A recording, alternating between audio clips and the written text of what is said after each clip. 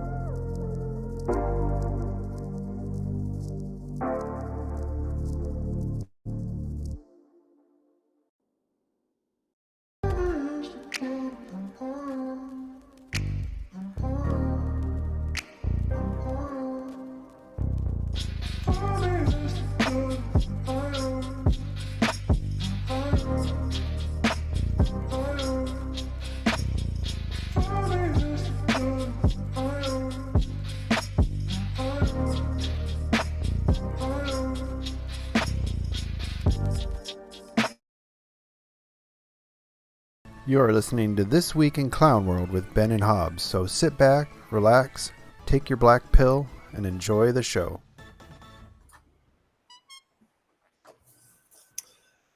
Honk honk, fellow harmful extremists. It's once again time for This Week in Clown World with Ben and Hobbs. I'm Hobbs, he's Ben. You're in Clown World, but you knew that already, silly goose. How is everybody doing tonight? We were here the whole time. Yes. But maybe the real Clown World was the friends we made along the way. Or the coke we sniffed. Somebody's doing that and more at the White House. NATO is also smoking crack as they plan to smoke the entire world. Joe Biden decides that it's time to authorize pulling up 3,000 inactive ready reserve troops for some from the Coast Guard. No, not just the Coast Guard, but IRR troops. We'll get into that in a little bit. And what was the other thing? We'll be joined by Simon in Florida down at the bottom of the hour. He's been following the NATO summit, and he also sent me a document put out by the Russian Ministry of Defense about the NATO summit that's happening in Vilnius right now. And in other news, poor President Zelensky has been rebuffed by NATO. So he walked up in his little OD green uniform, started talking shit to people, and he didn't notice the "you must be this tall to join NATO" sign outside of the gate. I'd have more respect for him if he was strutting around in Rhodesian breaststroke. That might be a little bit too on the nose with all of the white supremacist and Nazi talk that goes on about things going on. What are you trying to say? They were fighting communism. Yeah, something like that, I guess. But yeah, it's a shit show going on. Well, let's hit on the coke, and and a surprise to nobody, they don't know whose Coke it is. Mm-hmm. Mm. Well, they do. There's no way that they can't. Well, Everybody apparently who goes, the White House is one of the least surveilled places in the Capitol. yeah, Who would yeah, have you see, thought? I guess they must have moved all of the cameras that surveil the White House over to the Capitol, along with all of the facial recognition software, because they can identify and round up grandmas taking selfies at the Capitol on January Right. 6th in a matter of days. But when it comes to determining who was in the private residence wing of the White House leaving baggies of cocaine laying around, it's mystery. I mean, they had a treasonous insurrection. Why would they upgrade the security of the place? Yeah.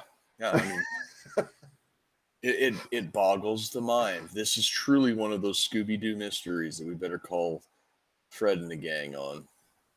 Well, and I don't know if you saw the latest on it. Apparently, they have cubbies that when you go to the White House, they give you a key and you can put your items in the cubbies. Yes. Now, I got thinking about that. And why would you put your cocaine in the cubby unless you were potentially going to be frisked? So, which guest would probably be frisked? Probably somebody interacting directly with the president Or his family. or his family. Yeah. When it comes to stuff like this, I find that probably the best source of protocol is going to be somebody like Dan Bongino, because he was a Secret Service agent. He was on the Presidential Protection Detail. He knows the ins and outs of it. And the first thing is this story has changed. First it was found in the entry rotunda where the the tours go through, and like, oh, maybe somebody dropped it. And then it was like, no, there's like security screening that would have found it before you got onto the compound. Try again. And then it was like, oh, well, then it was found in the cubbies. And they're like, no, it would have been caught by the screening.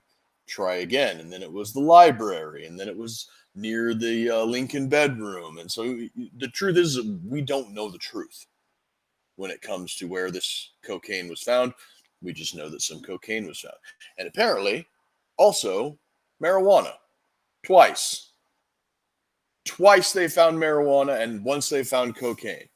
So I didn't understand that. Were they saying they found marijuana on people, but it wasn't in an illegal amount, so they just confiscated it, or were they just finding joints and baggies laying around the White House and marijuana? Did you gather that? it was a little bit unclear, but the fact of the matter is that if you're finding it in the White House, one of two things is happening.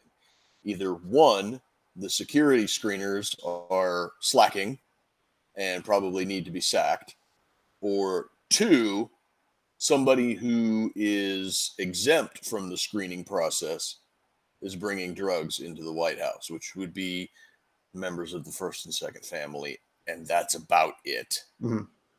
So I don't know. Secret Service in the last couple of years has had a couple bad PR moves, but the president's son is a allegedly recovering drug addict, so either one of these are equally likely.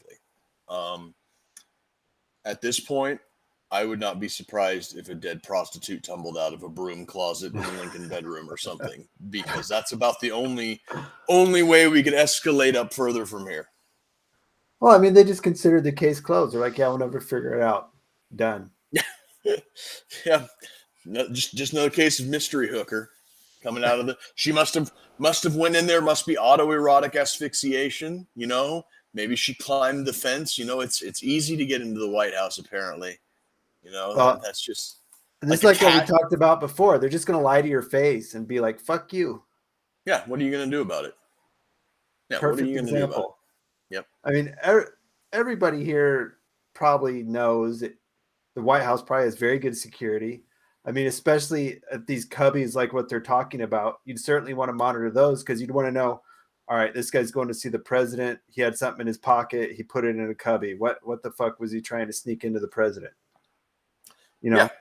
Yeah. And if they're in these cubbies that have keys, I've never been there, so this is just speculation on my part. But I would assume that these cubbies and the keys are numbered, and when you check in, you put your name next to the number. No, apparently not. Apparently not. Yeah, they just don't keep track of this sort of thing. Just so, take like a live hand grenade. Yeah, live hand grenade goes off in one of these cubbies. Which cubby did it go off in? Oh, number 12. Well, who had the key to number 12? Fuck if we know. It's a mystery. Once again, showing that, I'm going to say the security there is just that lackadaisical. I mean, we saw at the supposed insurrection, the security, they just kind of wandered around, checked doors, let the people in wherever. And that makes me wonder why is the security at the White House so lackadaisical? What the fuck?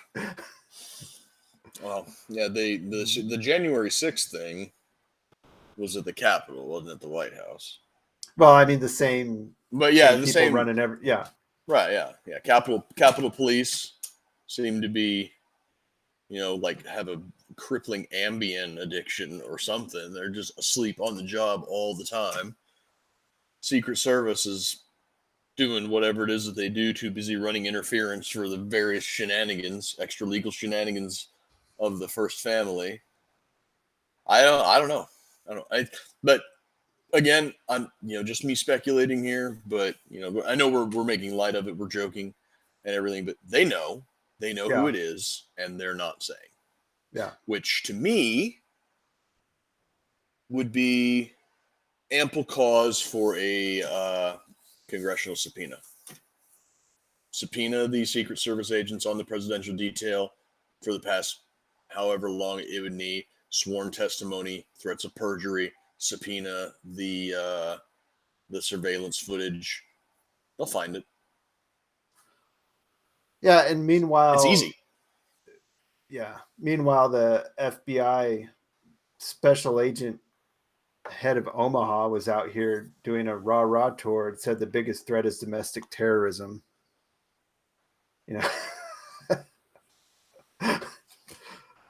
It just shows how misguided they are in everything, from the top to the bottom. They don't know what the fuck's going on. So when they do this shit, I mean, I know that they're just poking us in the chest and daring us to do something. But for those, I know that there's some of those like middle management types, probably like that guy, that honestly believe the bullshit that they've been spoon-fed.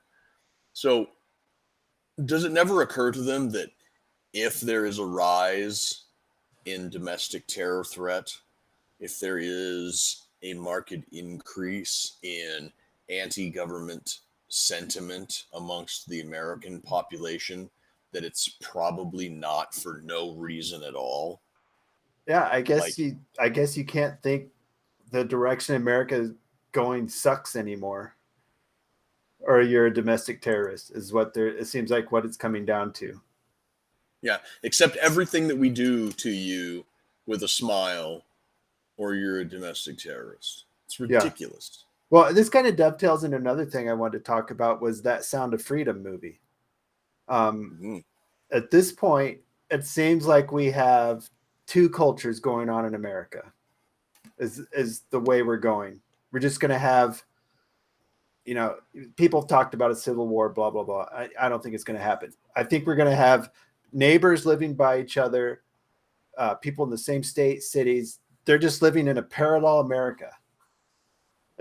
Simon joined, by the way, so we'll have him on later. Also, I wanted to notice a comment over here. I don't know, Scientific Libertarian, I don't know if you guys are hardcore anymore. I actually got a notification we were live. So, yeah, this movie is just going gangbusters. It's getting good reviews. People on the left end of the spectrum are shitting all over it, calling it a conspiracy, saying Jim Caviezel needs canceled, trying to paint him as a shitbag. I mean, and it's a roaring success at this point. Yeah. See, if they would have said nothing, it wouldn't be as runaway as it is right now. I haven't seen it yet. Have you seen it yet? I haven't. No, I plan No, to. it was playing here at the little theater here in York. Tonight was the last night that was going to be here. So if I'm going to see it in the theater, I'm going to have to find someplace else to watch it. But my mom watched it last night, and she came back from the theater and she was visibly rattled. And that's something that I'm not used to. My mom's a tough old lady. She's pretty unflappable. I asked her how it was, and she just was kind of at a loss for words. She would like start a sentence and then pause midway through and then start the sentence again in a completely different way. And I was like, you're really shaken up. She's like, yeah, it's something else. Based on a true story too. It's not like they just pulled some fairy tale shit on progressives. They're all kid diddlers sort of. Well, that brings up the other point too. It seems like the left is against anything. The progressives are against anything that conservatives are for. Yeah. A lot of the conservative. So they're against this movie just because it's conservative. They're not even considering the message. Right. Yeah. Exactly. I see a lot of people be like, "Oh, the left is for child trafficking now." It's like, no, you're missing the point. They're not against this movie because they're for child trafficking. They're just against this movie because the wrong people like it. Mm-hmm. The wrong people like exercise. The wrong people like guns. The wrong people like backyard gardening. And if you notice that there's been a concerted push against all of these things and more in mainstream media, it's not because they're for weakness and kind of for weakness and dependency, because misery loves company, but it's because you like it. They think they have to hate it. Well, and the other thing that just want to say, Simon, we see here just fine. We'll get you thrown in here in a bit. I mean, they see that. I think they see that they're losing some control by not being able to have all the channels owned by the progressives. Yeah, I mean, they're already seeing it with alternative media, like Tucker Carlson going to Twitter. What did you see? He was on Russell Brand's show. It was his first interview since he left Fox. He went on Russell Brand's podcast. Yep. I listened to the whole thing. It was great. You wouldn't see that. You wouldn't even get a chance to hear that if they had still controlled all the channels. A lot like how RFK Jr. How many RFK Jr. candidates have we had in the last 60 years that were just instantly shut down because the media decided? Yeah, Trump, I mean, that's about it. Yeah, I mean, before that we have no idea. They wouldn't even get a chance.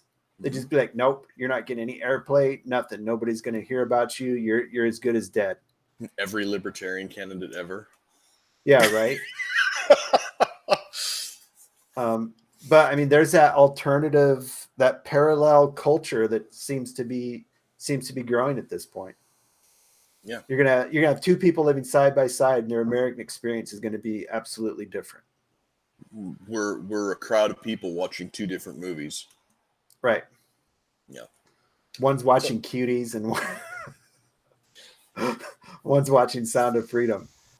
Now there's a crossover I could get behind.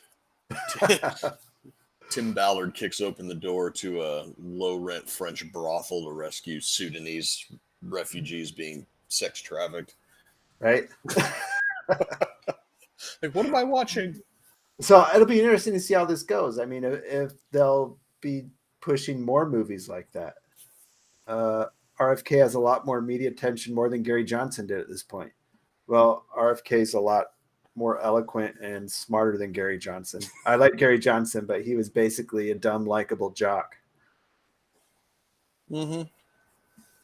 RFK is a lot smarter than Gary. He has a good track record too of fighting the government at this point, also. But well, I mean, they're still going to shut him down. I mean, I still don't think the guy's got a chance. It's great that he's able to get his message out there, but not a chance. Yeah, he's doing some Teddy Roosevelt Bull Moose Party stuff, but consciously, not. Him and Manchin are going to start a third-party ticket. He doesn't really need to. He just needs to cause enough uncertainty in the Democratic Party that a large number of Democrats either vote for him and throw any momentum that the eventual candidate will have off. The momentum, the big mo. That's a huge part of winning. Once you get that taken out from underneath of you, it's hard to get it back. And or if he reliably could be somebody that people thought Bernie Sanders was going to be in the way that when Bernie lost the Democratic primary, you had all of these progressives that were like, well, I'm just not going to vote just to spite the Democrat. And then Bernie comes out and he's like, oh, vote for the Democrat. And they're like, oh, I guess I will.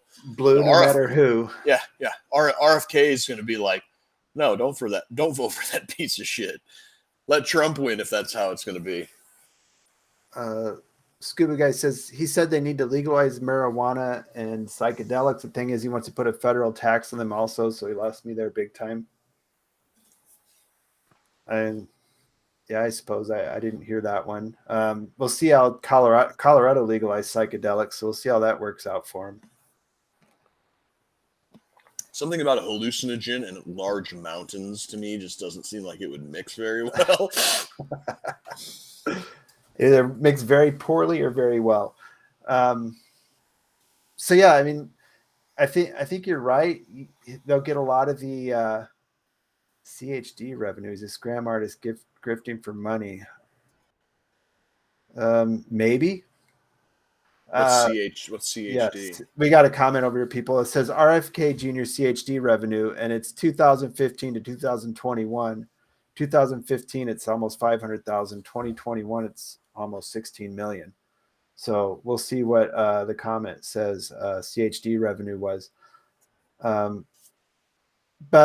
I think you're right. He might cause enough of a split that you get people that are, well, I'm not going to vote for Biden if RFK doesn't win. And I think selling the vote blue no matter who is going to be a hard sell this time. Yeah, everything is a hard sell nowadays because everybody's fucking broke. Right.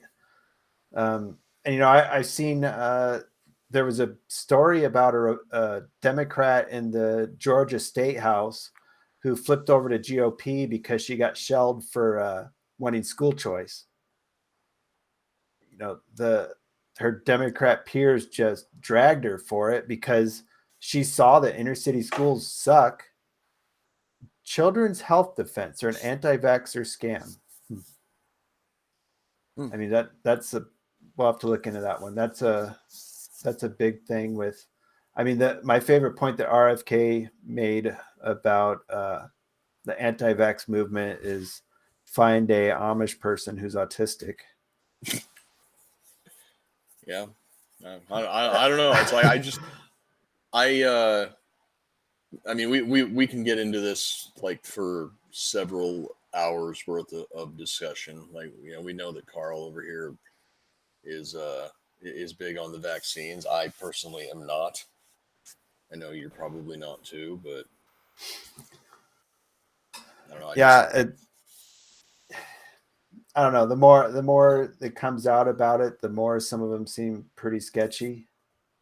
I mean, the great thing is the internet, you can do all your own research on everything. Just even it doesn't even have to be like you're at antivax.com or something. You can find genuine articles like off of CDC and whatnot about statistics on vaccinations and find your own shit out by yourself. So I guess let's talk a little about what we're going to have Simon in here for.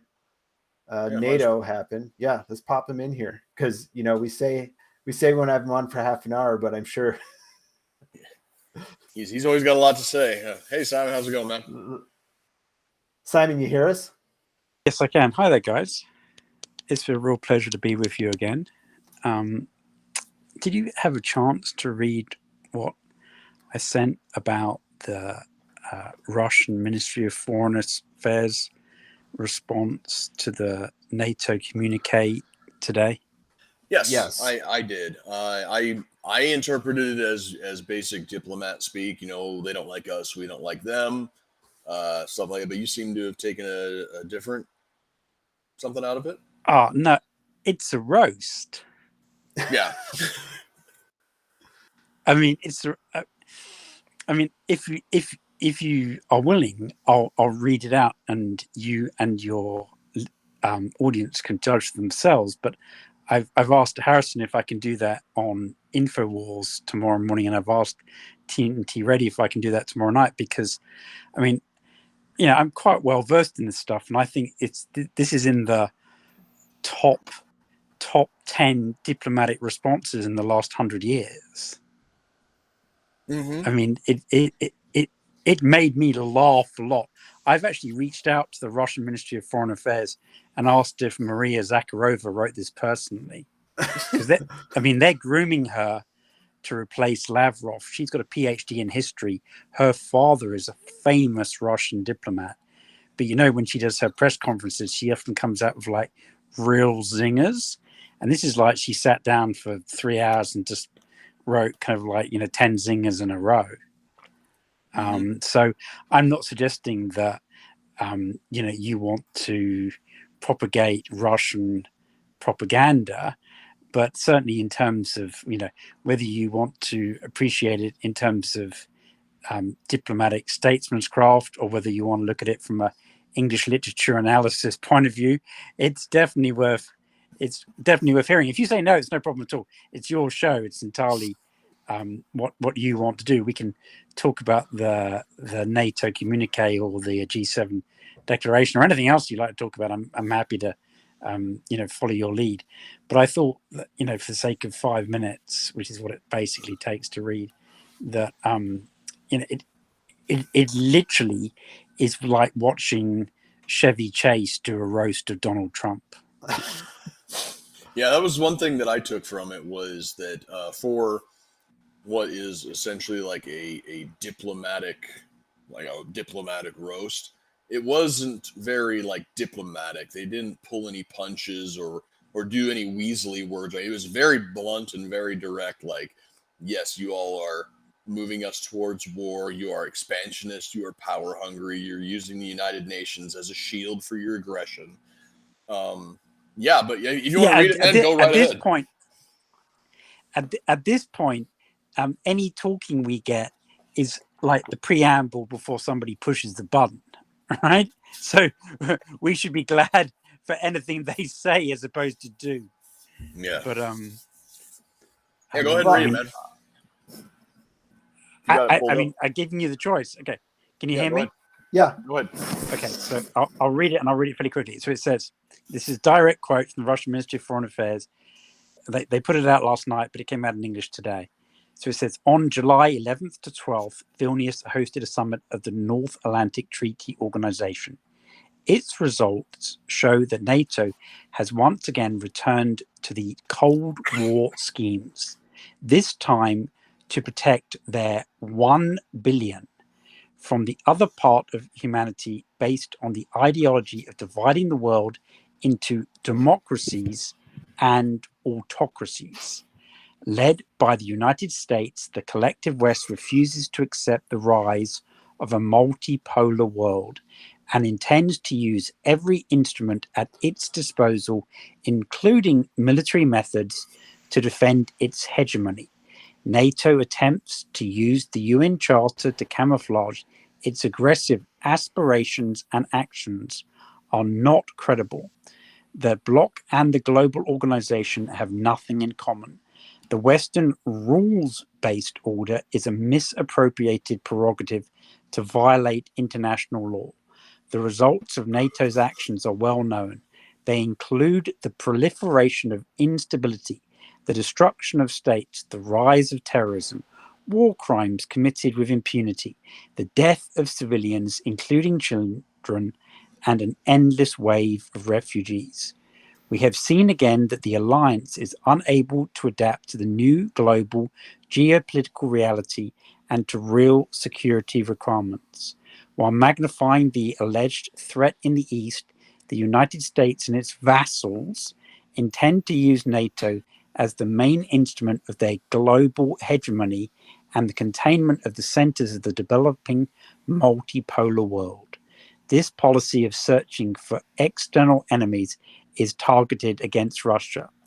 The summit documents again defined Russia as the most significant and direct threat to the Allies' security.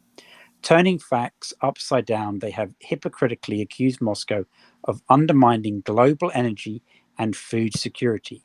Washington and its allies, who are dreaming of delivering a strategic defeat to Russia, are increasing their military presence near the Russian border, deploying strike weapons, and holding regular exercises focused on training in offensive operations. They are improving and strengthening their command staff chains, establishing new weapons depots and other infrastructure for the operational deployment of reinforcements. NATO has increased its rapid reaction forces to 300,000 troops and will create an integrated air and ballistic missile defense system.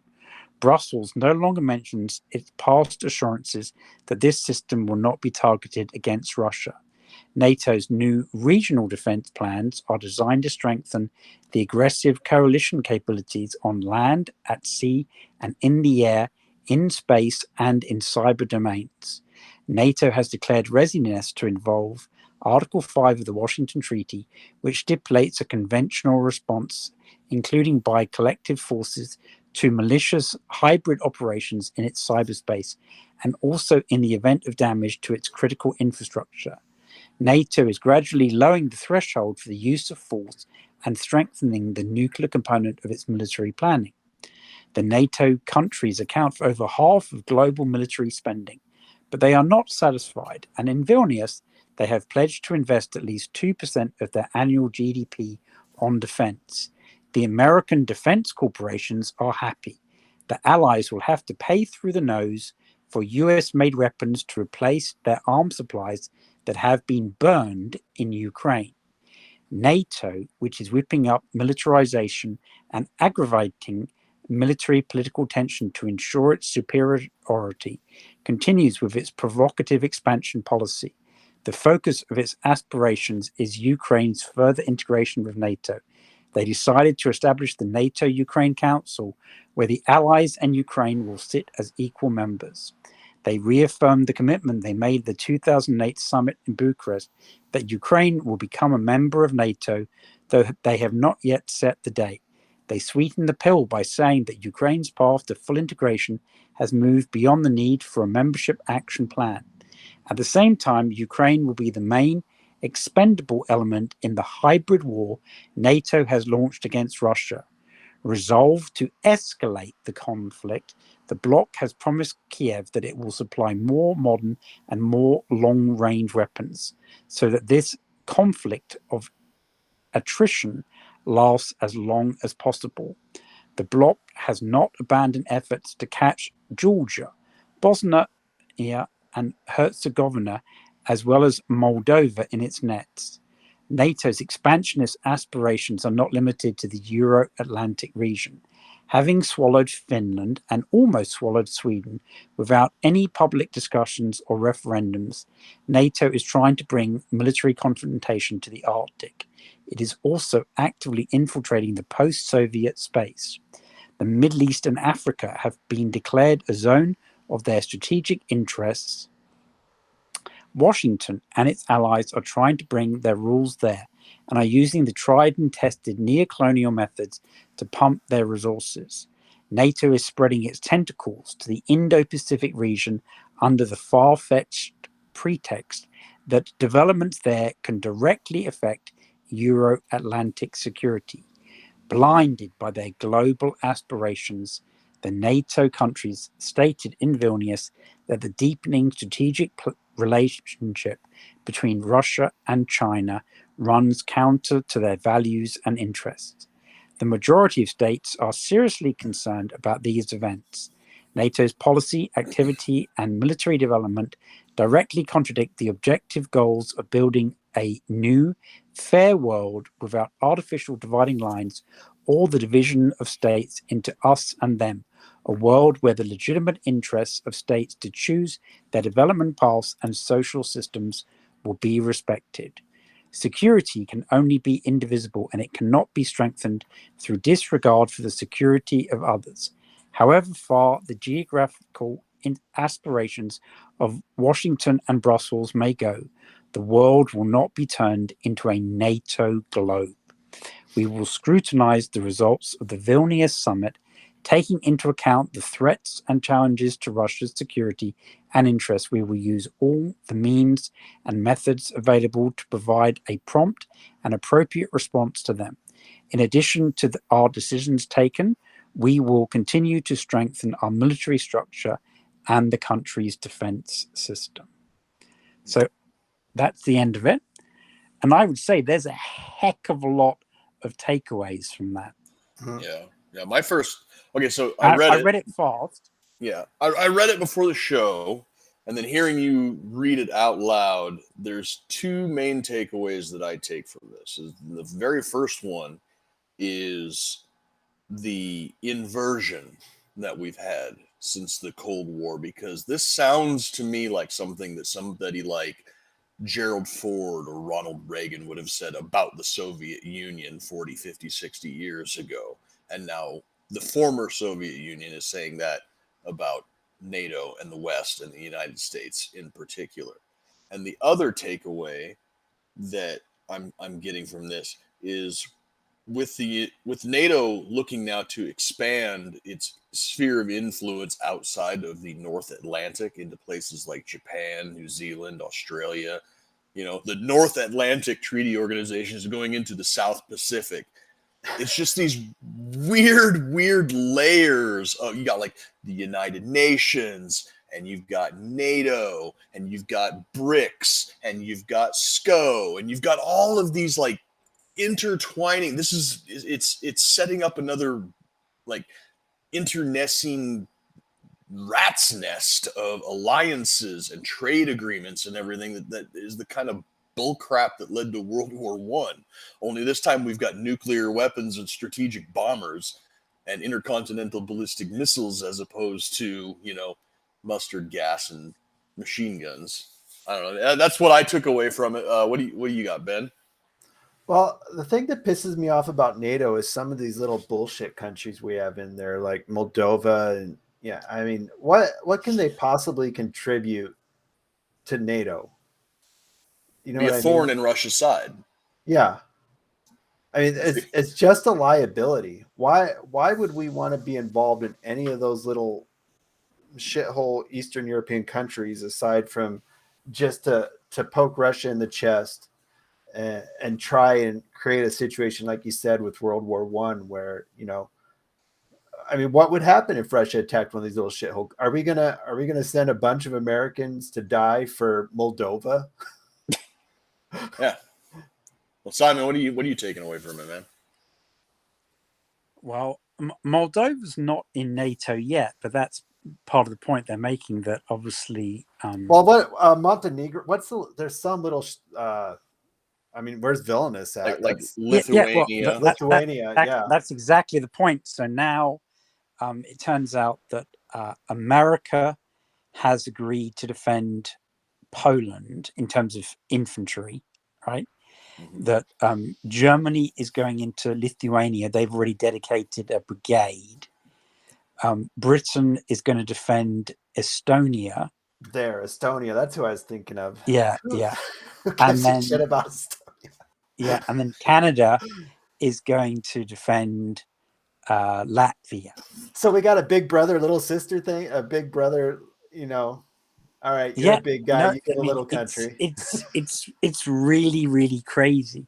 I mean, Germany for almost 80 years had this policy of never deploying the Bundeswehr where German forces had been in World War II.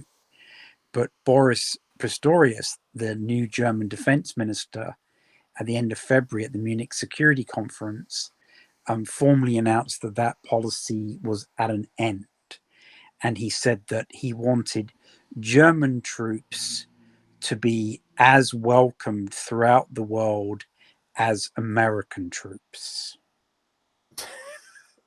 That's not a good thing anymore. You don't want to be welcomed like American troops. If that's what they want, I guess. I mean, we have the same, motto, right? Travel the world, meet interesting people, and kill them. So there's no reason why the Germans couldn't do that as well. The problem is that they've already tried that twice and it didn't end well either time. I'm sorry. I'm sorry. Well aware of that. No. We don't have to take this particularly seriously. It's a late night, and some jesting is always good, even if it is gallows humor. But you guys saw the Biden authorization for the call up of not just the reserves, but also some specific members of the individual ready reserve, right? Yeah. Before you go into that, in case anybody's not particularly aware of what the inactive ready reserve is, when you join the military, you sign up for like a 3 or 4 year contract, whether it's the reserves or the active duty or the National Guard or whatever. And most people think that once you get done with that, then you're done. Nope. But unfortunately, what you're really signing up for is an 8-year term. And if you do like 3 years of active duty and then you ETS out, you become part of what's called the inactive ready reserve. And the chances of being called up from IRR are very slim, but I have seen it happen a couple of times. There were a couple of guys in my old unit that had very, very specific low density MOSs that got called back on my first deployment. They were like Dragon missile fire control operators, and there was like 2 Dragon missiles in theater, and they needed these guys to fix them. So they got called up for like 8 months out of a 12-month deployment. They were pissed. But IRR is typically not something that the military is going to draw from unless they are in some serious dire straits from either a personnel numbers wise or a very specific skill set. So when I read through this thing a couple of times, I'm just like, I don't get what they're calling up here. They're calling up 3,000 troops for what? Well, they've made it clear what they're calling them up for, having designated the European deployment now as a contingency operation, which is a kind of step up from what it was in terms of mere rotation of forces, and an eastward deployment of existing European force deployments, both for the Western Europeans and for the Americans. I mean, everything is very much piling up on the borders of the former Soviet Union, right? So that in itself is concerning. He's given Austin, the defense secretary, authorization. These guys haven't been activated as yet. So it's not crystal clear who exactly is included within those 3,000 people. The concern is whether or not it goes from 3,000 to 30,000 to 300,000, and all of the National Guard suddenly find themselves federalized. I mean, it's interesting if we listen back to the era of Vietnam, where they federalized lots of the Guard units and put off activating all the reserve units for a long, long time. I'm not sure whether or not they'll be able to get away with this again, but I did 3 shows actually on Wednesday. I did Galloway and the one with Jason, and also the one with Hervé Moritz on TNT. And basically the kind of theme of my comments was total war or surrender. And there was a particular phrase that was used at least twice in the NATO communique, where they had talked about the Russians performing a unconditional withdrawal from the territory of Ukraine, which NATO defined as including the island of Crimea. Now, when I was chatting with Hervé Morridge, who actually is a former professor of international relations at Geneva University, I mean, he's a real highbrow guy. And I said to him, I said, look, when you think in the context of the Casablanca conference, which occurred in January 1943, and was a really acrimonious debate between the French, English, and Roosevelt over a 10-day period in Morocco, where they were deciding what the ultimate goal of World War II was going to be, in this case, without the participation of Stalin.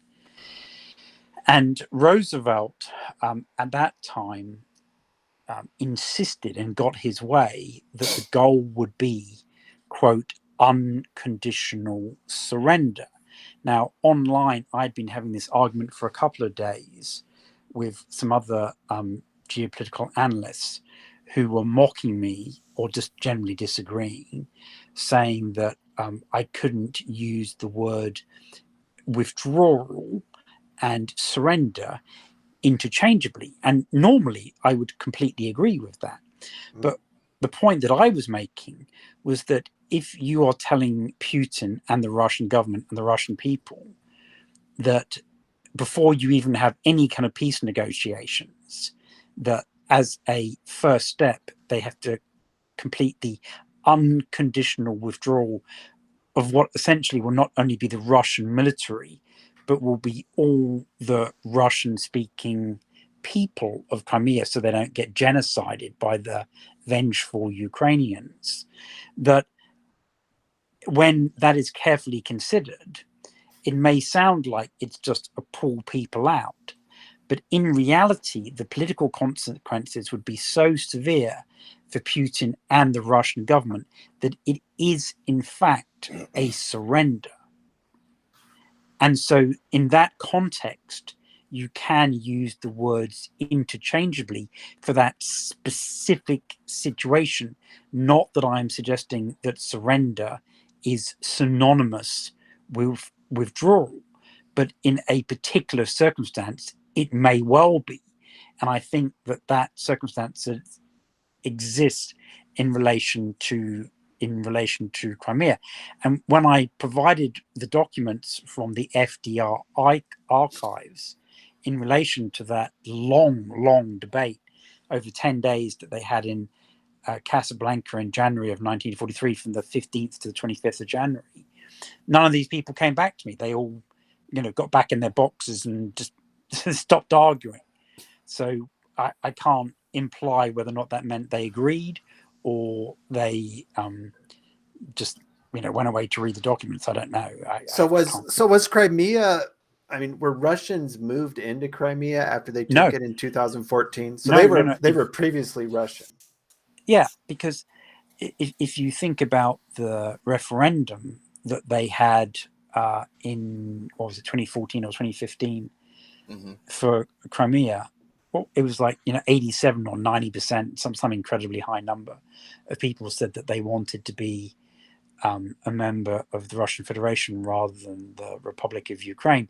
And indeed, a very high percentage of the Ukrainian Navy and army that got captured when the Russians took control of Crimea said that they didn't want to be repatriated.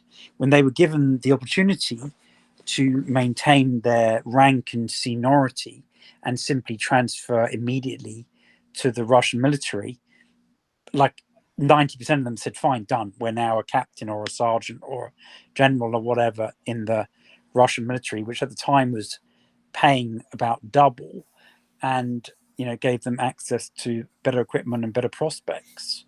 So, I mean, one has to remember that Khrushchev was Ukrainian, and like Lenin, had transferred large areas of Russia to Ukraine in 1922, Khrushchev in, I think it was 1956, while he was shit-faced drunk, transferred Crimea to Ukraine.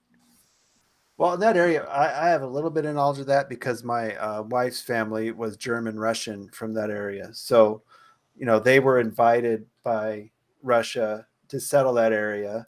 And then later they were uninvited by Russia to settle that area. So it's not like it has a long history of being on one side or another in that area. Well, it does. It goes back to Catherine the Great, Mm-hmm. to what's that, like the 1760s, of Russian domination of most of that area, which they kind of fought the Turks and the Tartars for. Mm-hmm.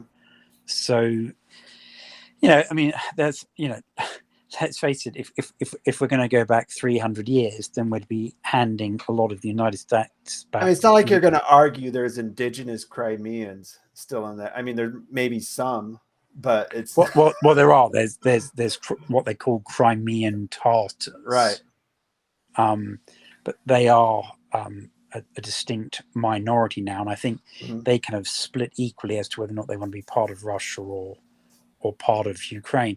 But in that reply, it's interesting when they talked about NATO trying to extend its influence into Georgia and into Moldova. And obviously in the Bucharest Declaration of 2008, they did specifically invite not only the Ukrainians, but also the Georgians to join NATO at that point. And what's been interesting is just in the last 6 months, we've had like 2 attempted color revolutions in Georgia. And now we've got this kind of Harvard educated, potentially recruited there into the CIA president of Moldova, who, notwithstanding that her country is a member of the Commonwealth of Independent States and its constitution says that they're neutral, has thrown them wholeheartedly into the process of not only joining the European Union, but also joining NATO. And so it was significant that she had sent representatives to Vilnius. But I was a little bit surprised, frankly, that the Georgian government, who seemed to be indicating that they want to stay in the Russian sphere rather than the European sphere, also sent representatives to Vilnius.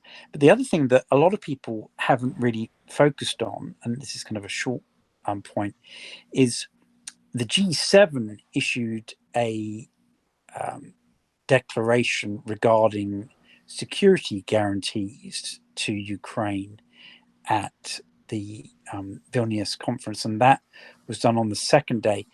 A lot of the American media focused on that picture of Zelensky with his wife at the formal dinner, where he very much appeared to be socially isolated, and he kind of looked directly at the camera and was really scowling, and lots of memes were created about that. But Yes, it was funny though, because he normally always wears a sweater, like a jumper, or a t-shirt, real tight across his chest. And it was funny that because the invite had specifically said that it was kind of like, it wasn't black tie, but it was a smart business attire. So all the men were wearing suits, right? That he, for the first time, had not a combat t-shirt, but a combat shirt with a collar. Yeah, got a combat polo. Yeah. No, it was like a BDU uniform thing. I guess it must have like button up shirt. And he's like, I guess I put on the BDU jacket. Like, no, that's not what we meant, bud. Yeah. But you see, before he got to the conference, he was very upset that a defined timeline for Ukrainian accession that a lot of organizations had been suggesting would not be indefinite, but would be determined to occur at the 75th anniversary of NATO in Washington, hosted by Joe Biden in July 2024, is due to occur. Okay, so that's important because the NATO treaty is actually called the Washington Treaty. It was done in Washington, in America, and next year is the 75th anniversary. So it's got to, and it's also just 4 months before the American presidential election and in the middle of the primaries, right? So Biden is still working on the assumption that being a wartime president will be a net positive for him. So that there was a big expectation that they weren't going to say, and I don't really think anybody expected Ukraine to be in as a full member like Finland this week. But there was a lot of people that were expecting them to say that there's going to be like a 12-month timeline, and there would have been steps, but things would have been waived or watered down, kind of like I don't know, women qualifying for the recce or Green Berets. They'd water down all the selection criteria, and so that didn't happen, and it was much more vague. But what did happen was the 7 countries of the obviously G7, including Japan, who's not even a member of NATO, all saying that they would bilaterally agree specific security guarantees on a long-term basis going forward for Ukraine, in much the same way that the United States guarantees the long-term security of Israel without Israel actually being in NATO.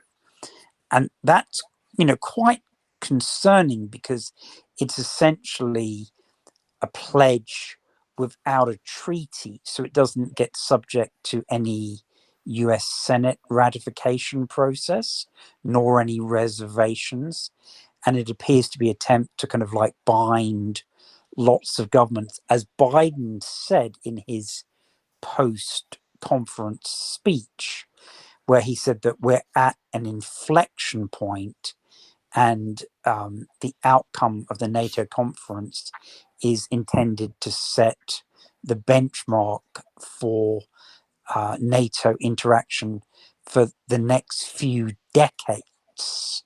So well, this isn't just this ask isn't the Kurds how those security treaties from America work out. Yeah, and this is concerning because it's not being subject to a general election.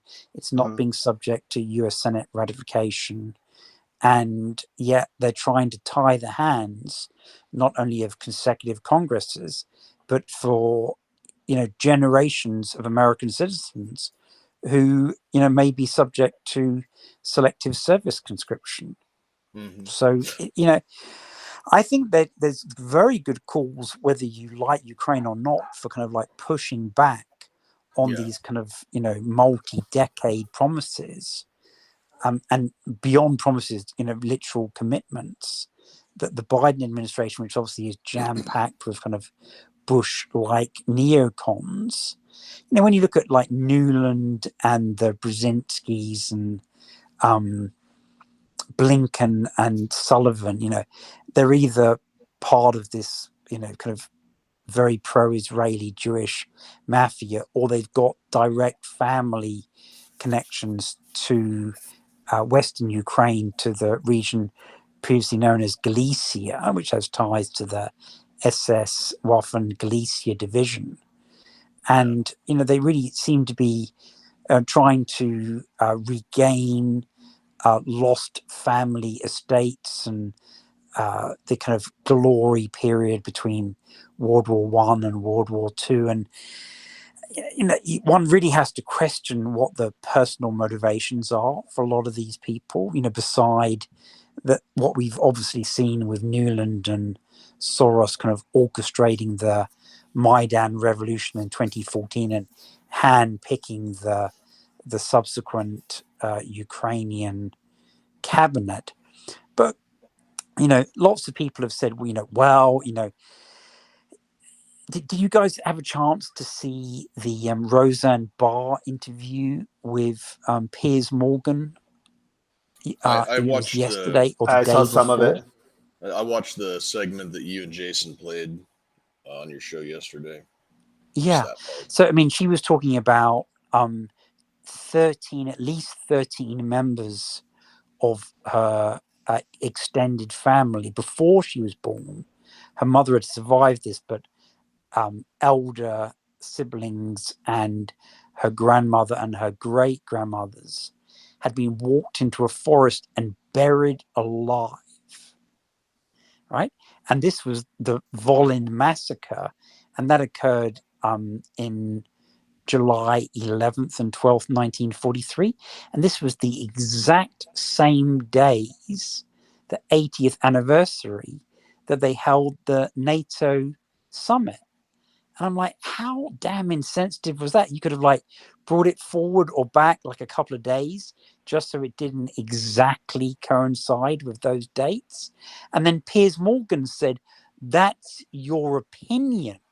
And she's like, I'm like detailing 13 members of my family who were buried alive by Ukrainian Nazis, many of whom are now regarded as national heroes and are celebrated in annual marching parades in Western Ukraine.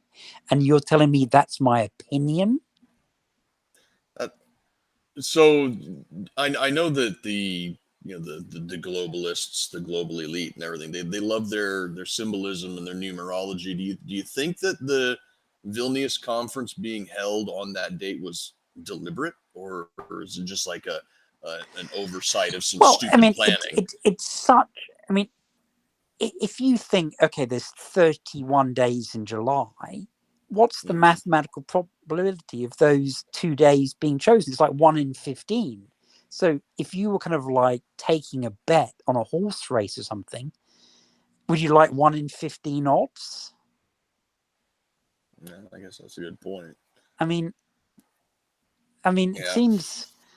seems such a low probability that it's almost hard to believe that it wasn't deliberate. I mean, what was interesting is that Zelensky went to a church service with the Prime Minister of Poland, Mr. Duda, to commemorate the massacre, but he didn't apologize for it, and he couldn't because the people who did it are regarded as national heroes. They're regarded like the guys in the Alamo in American history. But they, slaughtered tens of thousands of people in a few days. And they were on the supply side of the massacre, not the demand side. That's kind of a weird person to venerate.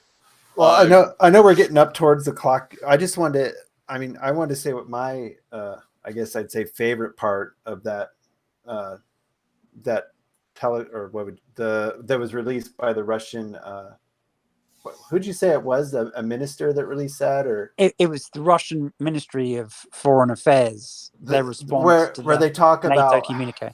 Where they talk about how all the allies are going to be forced to buy American weapons at jacked up prices. I mean, that's probably the main driver of a lot of things in this whole conflict. I completely agree with you. I mean, that is what they're buying. Ironically, American, German, and funnily enough, the Poles are buying a lot of South Korean weapons. And when America says, "Oh, we're giving 100, 150, 200 billion, whatever it is now, to the Ukraine," a lot of it is not even being sent to Ukraine and back. It's being sent directly to Boeing, Lockheed Martin, and Raytheon for missiles and ammunition and planes and all kinds of other things that are now on like a 5-year backlog order. Yeah. Well, and they have arms shows to demonstrate their weapons. I mean, this is like an ongoing arms show. That's what Zelensky and the Ukrainian defense minister were boasting about in much the same way the Israelis boast about for displaying their munition qualities in Gaza and Syria and South Lebanon.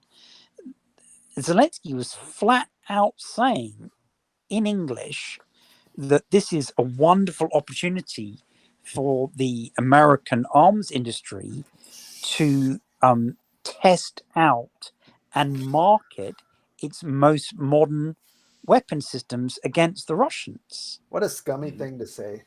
Yeah. This That is something shows you that don't give a shit about your people right there. this is something that I talked to Alex about like 2 or 3 months ago. NATO standardization across the board for everything from infantry equipment on up to, tanks and battleships has been this goal for NATO since like the 1950s. And it was only, nationalistic pride that, and the domestic arms manufacture of the various NATO countries that kept that from being realized. And now it's looking like these European countries that have kind of been, well, not kind of been, they have been letting their military industrial complexes wither on the vine while they throw money into social programs and just relied on the United States to keep their defense active. Now they're throwing all of their own domestic equipment into this Ukrainian meat grinder, and yeah, it looks like in a roundabout way that full fleet NATO standardization is going to happen one way or the other, and it's General Dynamics and Raytheon and Lockheed Martin and Boeing that are going to be the ones that come out on top of all of this. Well, I mean, it looked a few months ago that Rheinmetall and Krupp Thyssen, the two big German arms manufacturers, were going to hugely benefit from it. But what was interesting was when we started to see videos of the Leopard 2 tanks in all their variants being just blown apart by the Russians, their share price dropped hugely. It went from like 350 euros to like 235 or something. So Zelensky is kind of like boasting that this is a benefit for the Americans, but really what it's a benefit for is if the shit gets repurchased, then they do well out of it. But if there are videos all over the world, be it on TikTok or Twitter or whatever, Telegram, then seeing the bits fly off American equipment is actually not good for their share price, because it gives the Saudis and the Taiwanese and the South Koreans real second thoughts about whether or not that's a good piece of kit to buy. So it would appear to be a mixed blessing, but simply in terms of kind of like 9mm ammo and 155mm artillery shells, Europe has completely stripped themselves of that. And now there's something like, for the Germans to resupply the whole of Europe for 155mm ammo, they're talking there's like something like a 12-year backlog. For the Americans to regenerate all their reserves, there's like a 5-year backlog for that. So in terms of just regular defense orders, that's real manna from heaven, isn't it? To know that your demand for that just to fulfill the reserves that have been used up means that your factory is going to be working 24/7 for the next 5 years. Well, and there's two factories in all of America that can make those artillery pieces. And that is exactly the problem. I mean, interestingly enough, it's the same in Russia. Russia used to have 12 factories for that, and they'd gone down to 1. And Europe had 20, they'd gone down to 1. America had 20 or 30, they went down to 2. So, these places, they weren't mothballed like, the aircraft in the Arizona desert or the American US Navy Reserve, all those ships just kind of like tied up, rusting next to each other that in theory could be rehabilitated. I mean, those factories, it's like a bare slab, or there's like apartment buildings on top of them Yep. now. They don't exist at all. So the Europeans are talking about trying to rebuild all those production lines and train the necessary staff. Because lots of those guys, like in their 40s, 50s, and 60s, people in their 20s were all going into IT. They didn't think there was much of a future in kind of pouring steel for 155 millimeter artillery shells. There's a whole generational gap. I'm curious how many are in people who can do China. that. Frankly, I can't answer that. But in terms of shipbuilding, the data came out recently that there were 13 shipyards in China. That's not to say they've got only 13, but the 13 largest shipyards in China, all of whom have currently, building submarines, aircraft carriers, and frigates at a frenzied pace, that each one of those top 13 Chinese shipyards had the equivalent construction capacity of the entire US shipbuilding capacity. Each one of the 13 had more than the total US shipbuilding capacity. So if we suddenly went into emergency construction, we would be outnumbered by at least 13 to 1. Man, that's just that's great news to close out with. Yep. Yeah, we're all it's bedtime. Time to go have nightmares. You look at how far behind. You look at how far we are behind on US submarine construction. We're like a decade behind on the contracts that have been issued. Yeah. I heard another internet commentator, a guy I watched called Bill Whittle, was actually talking about this the other day, about how he went down to a naval base. I think it was in Pasadena, California, and was talking to the admiral in charge down there, and the admiral was complaining to him about what they needed in order to get everything, ship shape, as it were.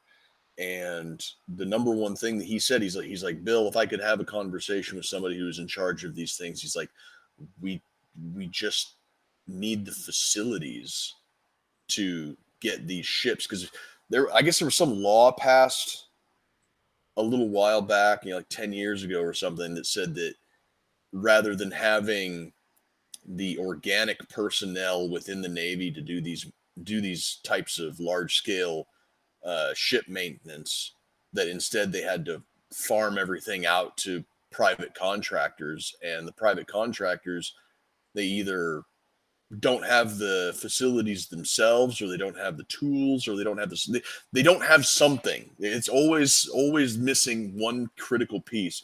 So you got this backlog of ships that need all of this critical maintenance and refurbishment, and because of the way that the budgeting is set up, they can't get their ships in and out fast enough, so they're just kind of rotting out in the ocean.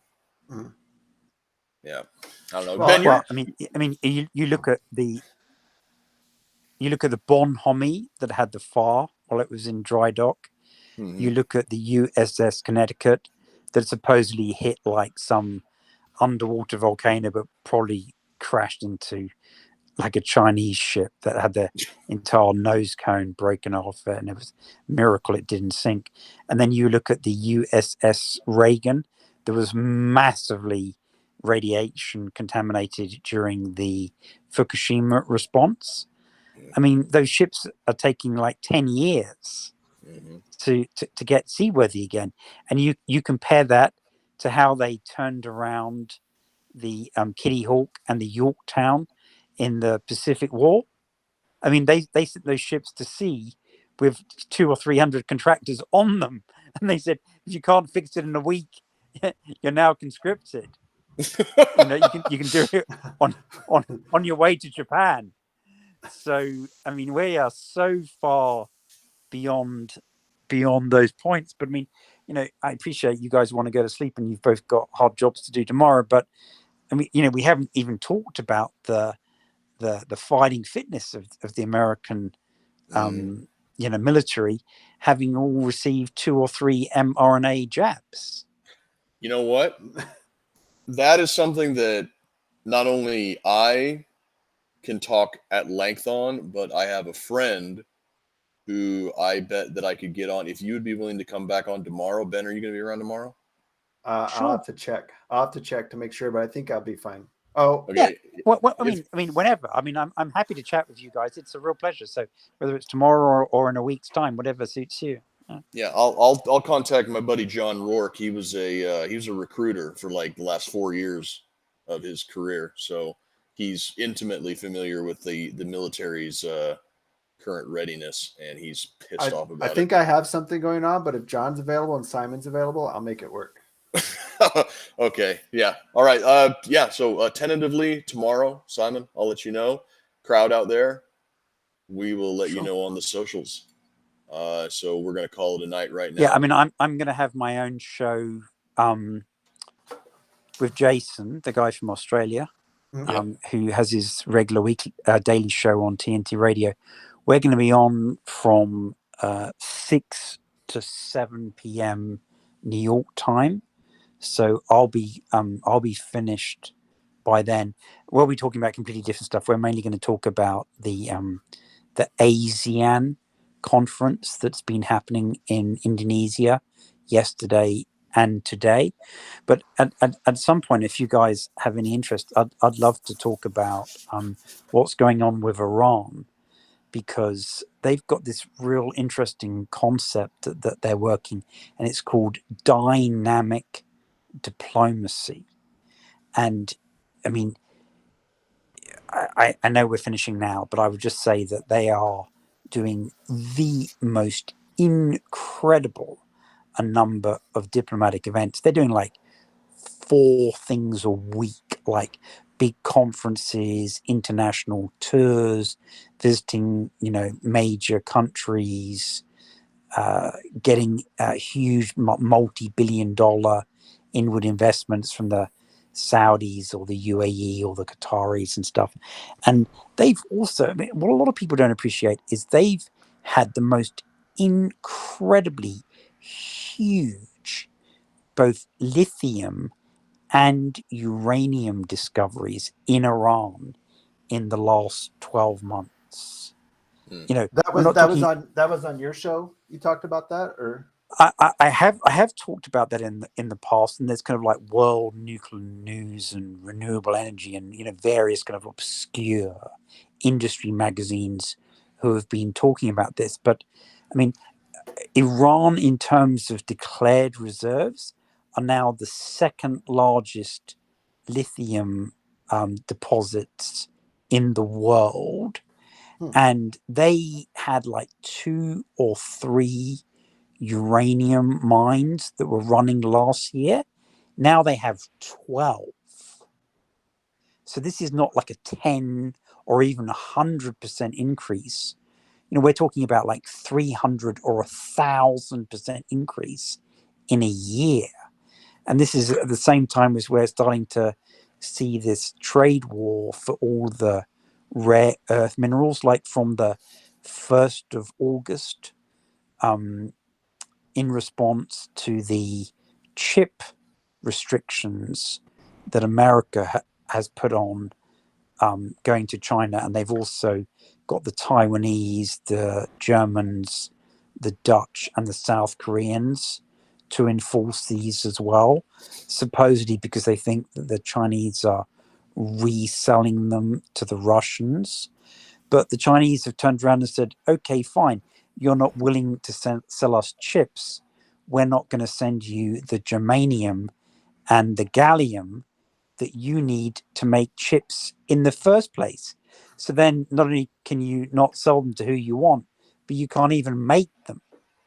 And that kicks in on the 1st of August.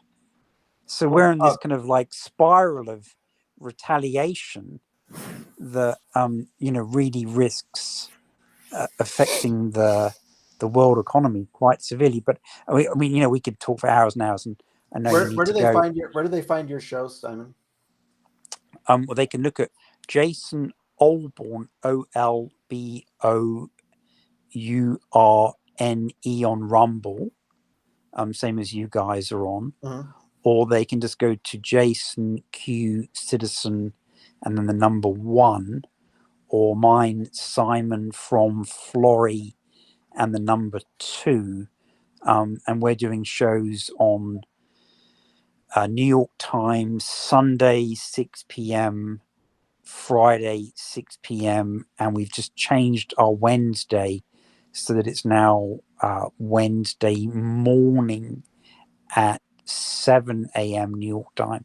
That's really designed to try and accommodate some European audience. Sure. And we're doing a 1-hour show 3 times a week. But I have to say that I've been on the George Galloway show. I was on Wednesday. I normally only get like 5 or 10 minutes, but that's going out to 3 million people. Right. 3 million. And then I was supposed to be on with Harrison on InfoWars today, but he decided that he didn't take any calls at all. So in theory, I'll be on with him tomorrow. But the thing that's a little bit frustrating about InfoWars, and I'm sure you guys often feel that when you call in, is even if it's been prearranged that you're going to discuss a particular topic, they tend to often go off on a bit of a rant or a ramble, and then they just run out of time. And either they take no calls or they take 1 or 2 instead of 20.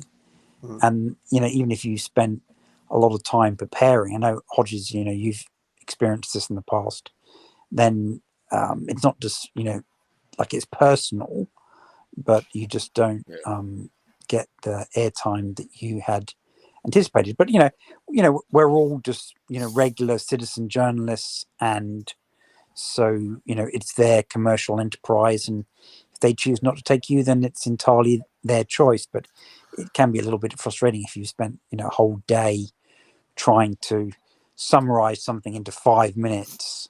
And it's challenging when I go on Galloway.